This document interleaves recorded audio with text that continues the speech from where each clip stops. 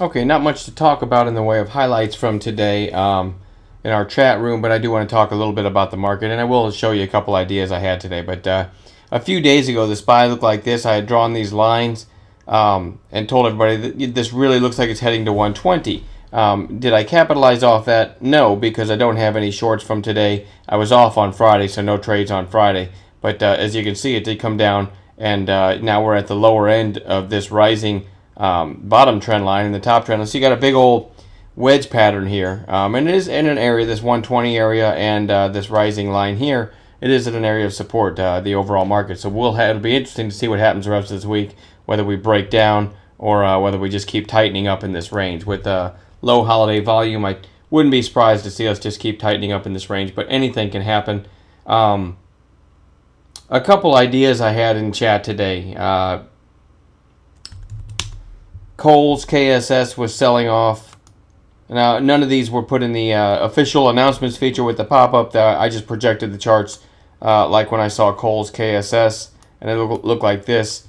I checked the daily chart, told everybody this has support near 48 on the daily, and so the first break of a previous 5-minute candle here could give you a nice trade, and there was the break, and ended up making it all the way up to 48.40. The entry would have been 48.14. So, I mean, nothing to brag about there, but and also UNH, kind of the opposite of that. UNH looked like this, and I said this kind of looks like we have what we call a potential final push down for intraday bottom feeding for a long. We also have a potential final push up, and I said UNH kind of has that PFPU look to it, potential final push up, and I checked the daily and it had resistance in this area. I mean, had a whole, just couldn't get through this area, this whole almost month's worth of trading, had one spike above it here. So you really had resistance in that area anyway.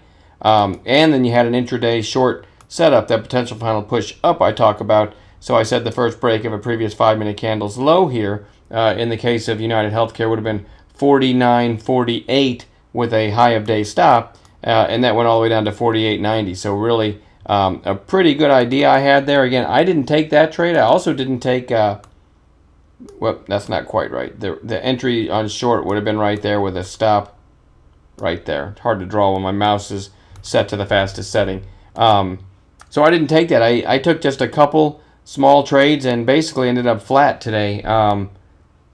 Nothing, I just couldn't get anything that looked great to me. I put out a video yesterday. If you get a chance, watch it. I think it's titled Passion and Patience, or Patience and Passion, one of those two. And it talks about having the patience to wait for what I call a tradable setup, something with passion.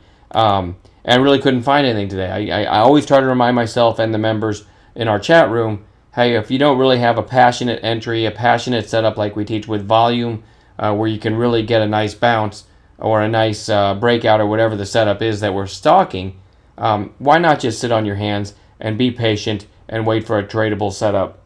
We've got all week, and I don't feel like I've got to have a big day every day. I know this week we'll have several nice setups that actually meet our parameters and have the volume to trade. So, matter of fact, the first thing I typed in our chat room this morning, I put it in the announcements feature, a big reminder. It says, reminder, it's a Monday with not very much financial news scheduled, and the last trading week before Christmas. So let's really watch what we're doing here and not get too anxious.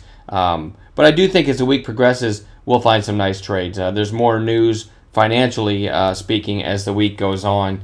And typically these holiday weeks do yield some irrational moves. And when you're a trader, that's what I'm looking for, is irrational moves. So looking forward to the rest of the week. I'm not going to babble any further. We'll talk to you later.